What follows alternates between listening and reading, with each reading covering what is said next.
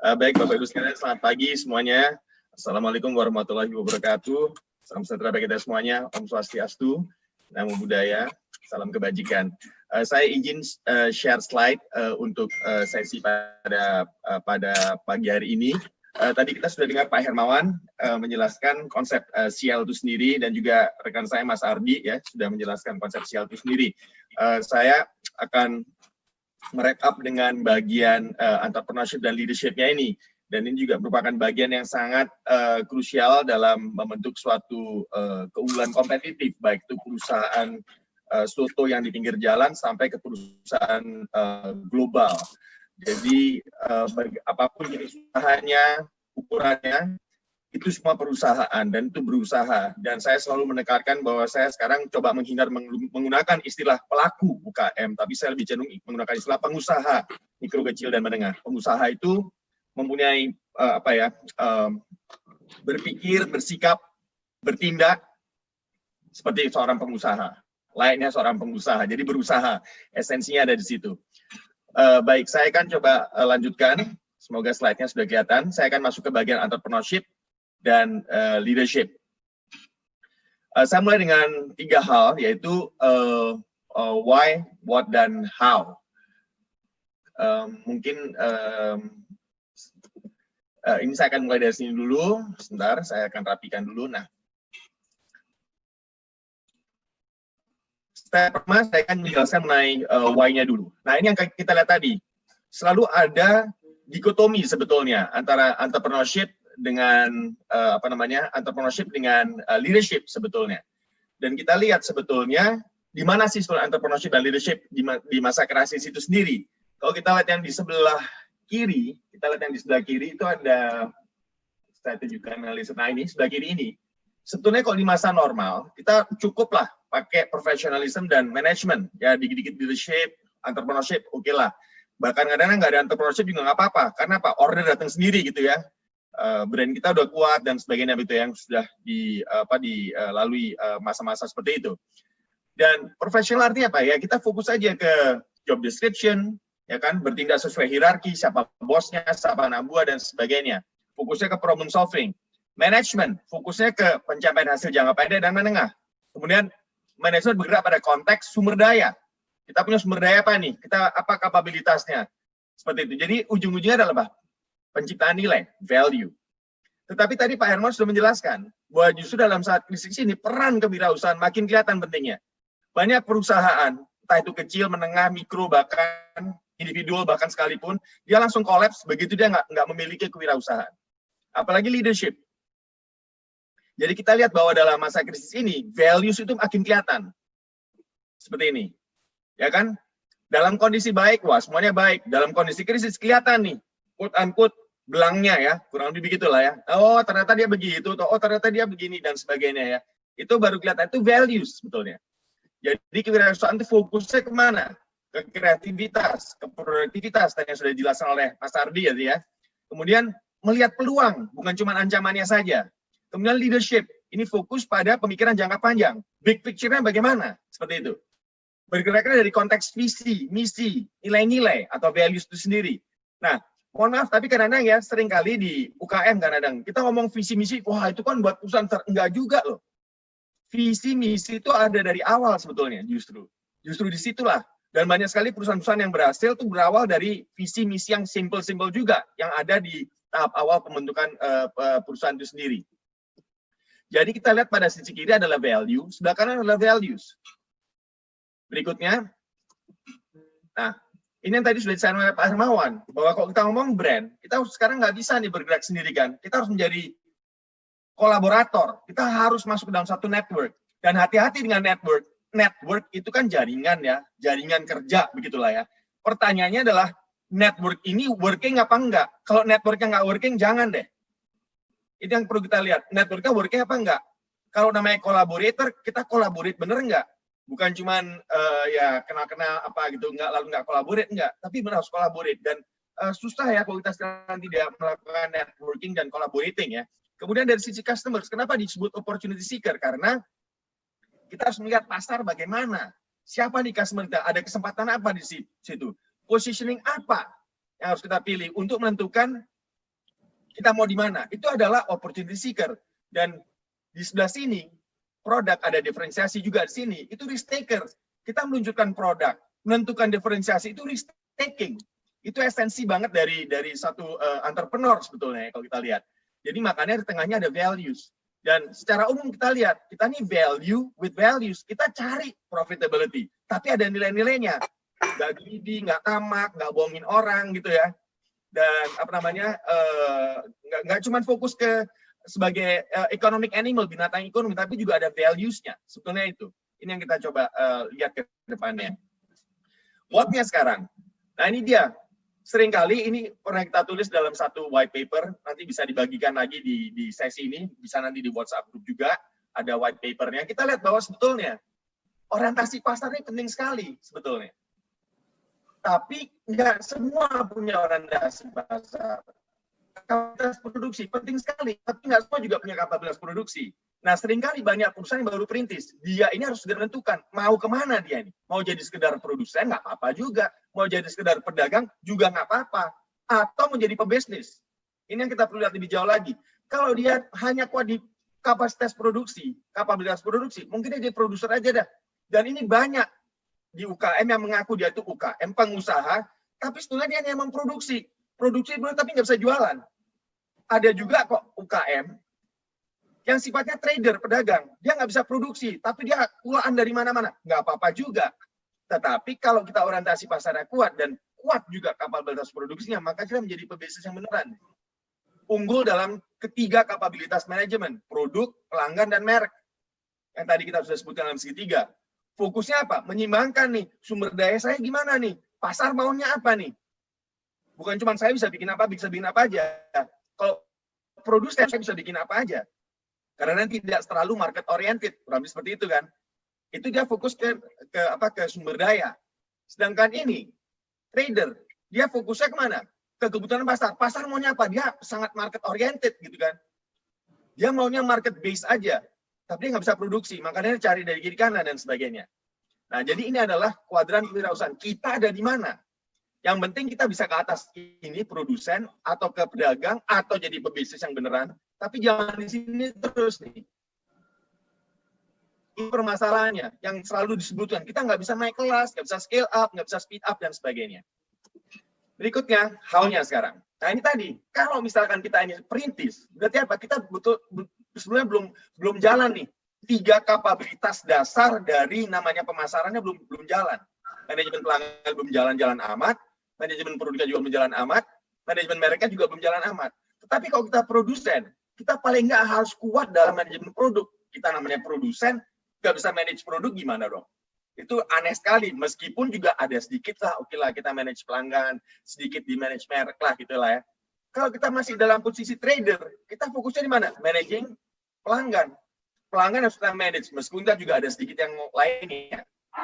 Tetapi kalau kita berbisnis, kita harus fokus di 3 strategi itu. Kita harus kuat dalam manajemen pelanggan, kita harus kuat di manajemen produk, dan manajemen merek. Ini yang kita lihat. Jadi ini adalah fokus strategi itu entrepreneurship sebetulnya ya. Itu yang kita lihat. Berikutnya, nah ini dia kalau kita mau manajemen pelanggan. Sekarang kan banyak orang ragu-ragu ya. Ya udah, kita kenali dan obati keraguan pelanggan itu. Seperti itu. Kalau kita memang entrepreneur ya, kenali kenapa mereka jadi ragu. Kenapa? Tadi Mas Ari udah kasih contoh, orang takut nih potong rambut. Ya udah yang potong rambut pakai masker lah, pakai apa. Itu adalah mengobati keraguan. Tindakannya apa? Harus cepat memulihkan kinerja pelanggan. Sebab begini, kadang-kadang kita terlalu banyak analisis ya. Analisis itu bagus, jangan dihindari. Tetapi harus kita lihat secara praktis juga. Kalau misalkan saya nih menganalisis untuk keperluan akademik, nggak apa-apa itu harus panjang lebar, nggak apa-apa karena akademik, ya kan? Nanti kalau sudah jadi penelitiannya diturunkan ke yang prakteknya, kurang lebih begitu kan ya. Tapi kalau kita praktisi, kebanyakan analisa, apa yang terjadi? Kita bisa menghadapi suatu fenomena yang disebut paralysis by analysis. Kebanyakan analisa sampai lumpuh, nggak bisa kemana-mana, nggak bisa ngambil keputusan, nggak bisa bergerak, dan sebagainya. Ini yang pertama. Kemudian kedua, temukan peluang pelanggan baru. Perubahannya apa nih akibat krisis? Mungkin ada nggak calon pelanggan baru dan sebagainya? Ya kan? Kemudian ini, perdalam hubungan pelanggan lama. Nah ini kan kita juga pelanggan lama nih. Gimana memperdalam hubungannya? Mungkin lebih emosional, nggak cuma transaksional. lebih simpatetik gitu ya, lebih empatetik gitu ya kepada pelanggan lama dan sebagainya. Jadi ini adalah yang kita bisa lakukan dalam manajemen pelanggan. Berikutnya adalah manajemen produk. Nah ini dia, kita bisa kemas ulang produk yang udah ada sesuai kebutuhan pelanggan saat ini. Tadi Mas Ari udah kasih beberapa contoh, saya nggak akan mengulangi lagi. Kurangnya aspeknya nggak penting. Tadi Pak Herman bilang kan efisiensi, ya kan? Tapi aspek yang baru, yang bagus, yang ada value-nya ditambahkan. Kemudian ciptakan produk baru dengan sumber daya lama. Jangan keluar dari core kompetensi yang sudah ada. Seperti itu. Kita udah kepaksa banget gitu lah. Kita bercandanya begitu ya. Cermati kebutuhan baru, pilihan bisa dipenuhi dengan sumber daya yang ada. Usahakan tidak membuat alat produksi baru, nggak rekrut karyawan baru. Karena mulai dari scratch lagi itu susah. Dan ini bukan saat yang tepat dalam kondisi krisis seperti ini. Kemudian memberi potongan harga untuk produk yang tidak tahan lama. Nggak apa-apa potongan harga. Asal ada alasannya. Bukan nggak ada apa-apa atau potong harga. Kasih diskon gitu, itu nanti dulu lah ya. Tapi dalam kondisi krisis bisa kita pertimbangkan. Kurang lebih seperti itu. Berikutnya adalah manajemen merek. Kita bisa tawarin voucher kayak, ya kan, bisa sistem berlangganan, vouchernya ada cash in sekarang, makanya masih nanti misalkan gitu ya. Testimoni dari pelanggan setia juga sangat penting sekali. Tapi tolong minta izin dulu sebelum mempublikasikan testimoni itu ya. Ini sangat penting sekali. Kemudian, nah ini dia sebarkan konten yang sifatnya positif untuk membangun suasana yang lebih kondusif dan edukatif dan sebagainya, hiburan gitu ya, kayak tadi yang pakai binatang dan sebagainya begitu ya. Nah ini juga gunakan sosial media atau media massa lain untuk konten yang positif tersebut. Nah dalam kondisi krisis seperti ini yang kita lihat Bapak Ibu sekalian, seringkali krisis itu kita terlalu overmanage tapi underled. Yang dipakai itu pendekatan manajemen, tapi bukan pendekatan kepemimpinan. Ini yang kita lihat. Padahal dalam kondisi krisis perlu direction, perlu keputusan cepat dan sebagainya. Contoh sederhana begini nih, kalau misalkan dalam kondisi krisis, naik pesawat terbang, kondisi lagi gawat darurat gitu, lo harus mendarat darurat begitu ya. Itu namanya pilot, co-pilot nggak akan lalu ketemu dengan penumpang, lalu Bapak Ibu penumpang, kita harus mendarat darurat. Enaknya di mana ya? Diskusi dulu. Enggak. Dia mengambil keputusan, decisif dia. Yang lainnya ikut, percaya sama gue deh. Itu adalah leading. Tapi bukan managing gitu. Kurang lebih seperti itu. Yang managing udah biarin belakangan deh. Nanti dulu. Tapi leadingnya dulu. Ini yang kita lihat. Nah, ini yang sering kali kita lihat bahwa kita fokusnya lebih ke manajerial pada saat krisis. Itu tetap penting sih. Tapi jangan over manage. Tapi fokus lebih pada leadingnya itu sendiri. Berikutnya yang tadi sudah dijelaskan oleh Pak Hermawan. Saya nggak akan mengulang lagi yang ini tadi ya. Nah, ini kembali ke elemen wow dari leadership itu sendiri. Ini dikembangkan oleh Ardi dan teman-teman di Marcos Institute juga ya. Kita lihat bahwa ada 4 ya. Ini mungkin sudah sering kita dengar semuanya. Ada SQ, ada EQ, ada IQ, ada PQ gitu ya. Physicality, kemudian ada intellectuality, ada emotionality, ada spirituality. Dan ingat bahwa intellectuality ini bukan semata hanya sekolah secara formal. Enggak. Intellectuality ini kita bisa dapat dari manapun juga. Sekolah formal salah satunya. Dan mungkin yang cukup penting juga, sangat penting juga gitu ya. Itu yang kita lihat. Jadi ada physicality, ada intellectuality, ada emotionality dan sebagainya. Coba saya kupas sedikit secara cepat satu persatu mengenai ini. Ini caranya bagaimana kita menjaga kondisi. Kan kita ngomong harus fisik nih, ya kita olahraga, makan sehat, ada santainya sedikit, ada tidur cukup dan sebagainya. Dan memang dari survei, kita lihat bahwa memang hampir 90% dari sekian ribu responden mengatakan bahwa olahraga sangat berpengaruh terhadap kinerja. Dan olahraga ini lebih gampang diucapkan daripada dikerjakan sebetulnya ya. Besok, tarsok, nggak jadi gitu ya, kurang lebih begitu. Oke, ini contohnya cara wow leader tetap bagus menjaga kondisinya di tengah krisis ini. Lalu bagaimana wow leader ini menjaga kondisi intelektualnya? Ya tetap belajar juga. Tetapi ingat, kita belajar terus, tapi nggak berbagi juga percuma gitu ya.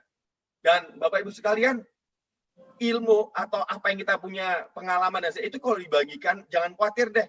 Kalau aset dibagiin menurun asetnya. Kalau pengetahuan tuh nggak, kita bagi, kita makin dapat aset lagi. Jadi berbagilah kalau kita punya tahu sesuatu ya. Nah, ini misalkan mengenai pengetahuan dan skills baru, pengalaman dan wisdom, kita bagikan kepada teman-teman kita. Kemudian berikutnya, nah ini adalah untuk menjaga kondisi Nah, ya udah kita harus pragmatis. Di masa new normal beserta semua tantangannya mau gimana lagi?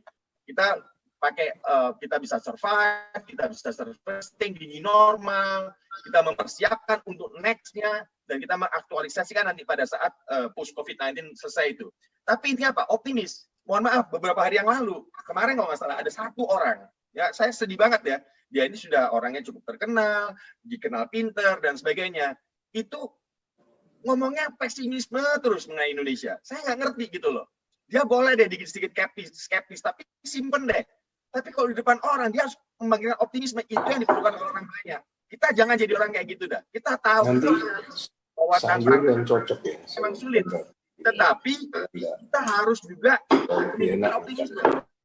Ini yang perlu kita perhatikan. Jadi nggak cuma pesimis terus. Dan Bapak Ibu sekarang kalau ketemu orang pesimis, hindari aja deh. Nggak ada gunanya kumpul sama orang pesimis tuh. Itu yang saya lihat. Kita realistis, memang susah kok. Kita tidak memungkiri kondisi susah. Tetapi jangan dibikin lebih gloomy lagi. Kita sebarkan energi yang positif. Kurang lebih seperti itu. Nah, jadi itu saya agak sedih ya. Kemarin begitu dia tuh udah, waduh kenapa ngomong gitu ya. Justru orang ini perlu optimisme begitu ya. Dengan tetap mengetengahkan, realitas. Kurang lebih seperti itu. Oke, berikutnya terakhir ini mungkin ya adalah mengenai untuk aspek spiritualnya. Nah, kita tetap inner focus nih, going inside, ngembangin sense of purpose. Saya ini ada buat apa sih? Kan kita semua tahu sebaik-baiknya orang adalah orang yang berguna bagi orang lain. Itu benar-benar harus kita pikirin tuh. Am I really useful buat orang lain? Buat keluarga, buat diri sendiri? Itu harus kita tanyakan juga. Kalau kita udah nggak ada gunanya, kita menjadi orang yang tidak relevan. Dan mohon maaf, bisa jadi kita menjadi orang yang nyinyir loh. Wah, kritik ini, kritik kanan, jelekinnya. It's not good. So, kita harus lihat sense of purpose kita. Seperti itu. Apakah Bapak Ibu kita, entah ngasih ada atau nggak ada, bangga ngeliat kita nggak tuh? Anaknya bener apa nggak? Hal simpel kayak begitu. That's your misi pribadi yang perlu kita lihat. Yang bisa kita turunkan idealismenya melalui apa? UKM kita. Mulai kita di pendidikan, mulai kita di kedinasan, di pemerintahan, dimanapun. But that's your personal mission yang perlu kita bawa secara positif melalui berbagai vehicle di mana kita berada. Dan juga kita melakukan apa? Outer focus, mencari peluang, memberikan kontribusi lebih besar pada anggota tim, keluarga, masyarakat, dan sebagainya. Esensinya apa? Be useful. Itu aja deh. Be useful. Bikin orang senang, bikin orang happy, bikin apa. Tapi ingat, kita harus perbaiki diri kita dulu. Seperti Pak Herman bilang, kalau kita belum beres, kita nggak bisa ngurusin orang lain. Itu yang kita lihat. Kita belum bisa survive terhadap diri kita. Kita nggak bisa bikin orang yang survive. Kurang lebih seperti itu. Jadi demikian yang dapat saya sampaikan, Bu Katrin, singkat aja, cepat saja, karena waktunya juga. Kapan-kapan kita bisa ngobrol lagi. Jadi saya percaya bahwa kita semua bisa melewati krisis ini ya. Dan saya percaya bahwa seperti yang tertera di layar ini, UKM unggul itu Indonesia maju. Kita tahu bahwa UKM itu kontributor terbesar, UMKM kontributor terbesar terhadap PDB Republik Indonesia. Jadi semoga sesi ini bisa sedikit bermanfaat. Lebih kurangnya saya mohon maaf. Terima kasih banyak. Saya kembalikan ke Bu Catherine. Wassalamualaikum warahmatullahi wabarakatuh. Om Santi Santi Santi Om. Terima kasih. Silakan Bu Catherine.